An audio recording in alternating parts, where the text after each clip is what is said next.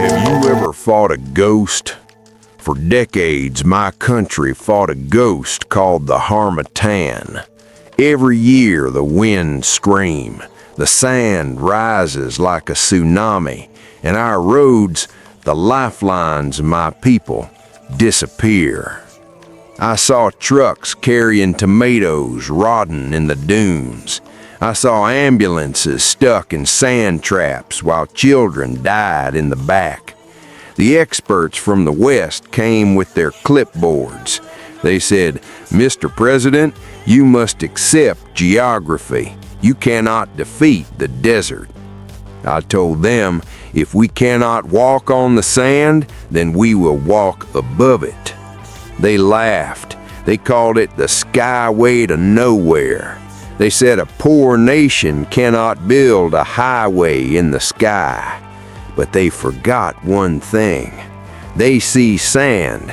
I see the foundation of a new empire. 186 kilometers, 12 meters above the hell. Steel, concrete, and willpower. Welcome to the Sahel Skyway, the road that refuses to die. To understand the genius of this project, you have to understand the enemy. The enemy is not just the terrorists. The enemy is the sand. In the Sahel, a normal asphalt road lasts maybe 3 years. The heat melts the tar. The sandstorms bury the lanes. The floods wash away the foundations. Building a road here is like trying to build a castle on a moving ocean. So Traore did something that reminds historians of Dwight D. Eisenhower. In the 1950s, President Eisenhower built the U.S. Interstate System not just for cars, but for tanks, for national defense. Traore is doing the same. This skyway is raised 12 meters off the ground on reinforced concrete pillars. Why 12 meters? Because that is exactly the height needed to let the Harmattan sandstorms pass underneath the road instead of burying it. It's simple physics. Don't fight the wind, let it pass. And the materials? They're not using standard European asphalt. Burkinabe engineers developed a new compound called Laterite polymer mix. It uses local red clay mixed with recycled industrial plastic. This stuff is heat resistant up to 80 degrees Celsius.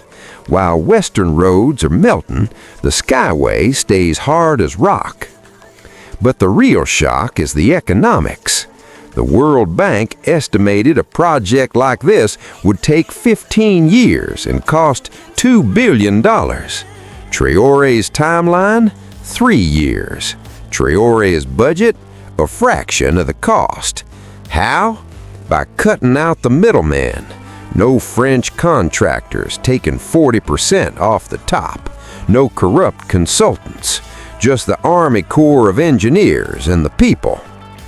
This Skyway connects the capital, Ouagadougou, directly to the northern borders. Before, it took a military convoy 2 days to reach the front lines. Now, 4 hours. This is not just infrastructure. This is a lightning strike capability. Look at the map. Traore is stitching the country back together.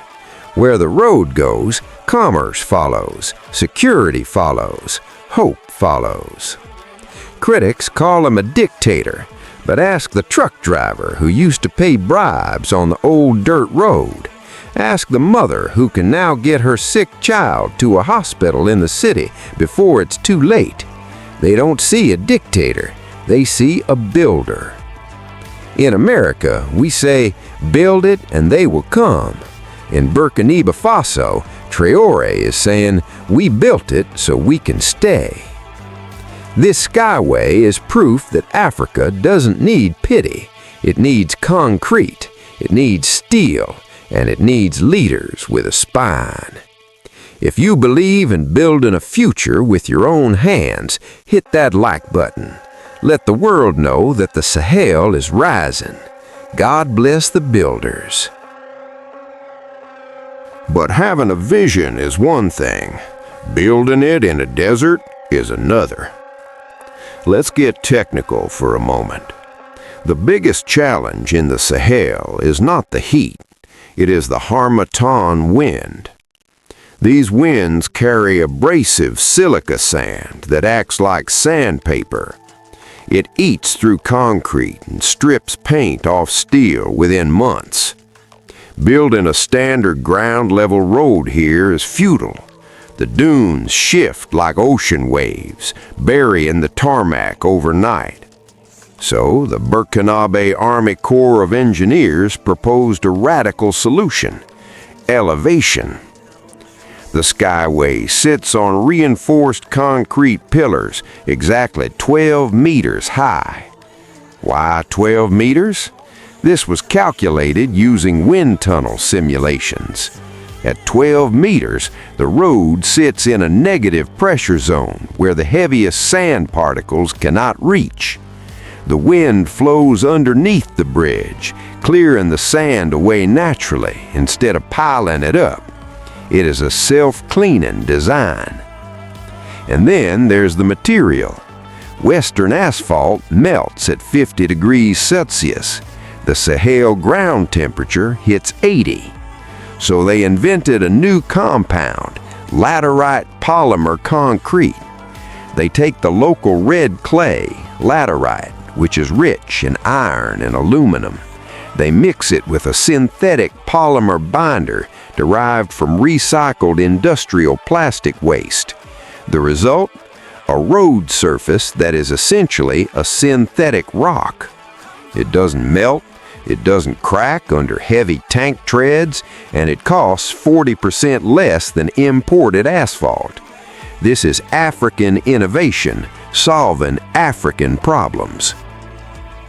Now you might be asking, who is paying for this? A project of this scale, 186 kilometers of elevated highway, usually costs billions. The IMF refused to lend the money. France cut off aid. The World Bank walked away. They thought the project would die. They wanted it to die, because a dependent Africa is a profitable Africa. But Traore pulled an ace from his sleeve. He launched the Patriotic Support Fund. He went on television and told his people, "We have no friends but ourselves. If we want this road, we must buy it." And the miracle happened. Civil servants voluntarily gave up 5% of their salaries. Businessmen donated profits. Even grandmothers in villages gave their small savings of gold dust. Within 6 months, they raised enough capital to break ground. They are not paying interest to Wall Street bankers. They are paying dividends to their own people. This road is not owned by a foreign corporation. It is owned by the truck driver, the teacher, and the farmer. This is true sovereignty.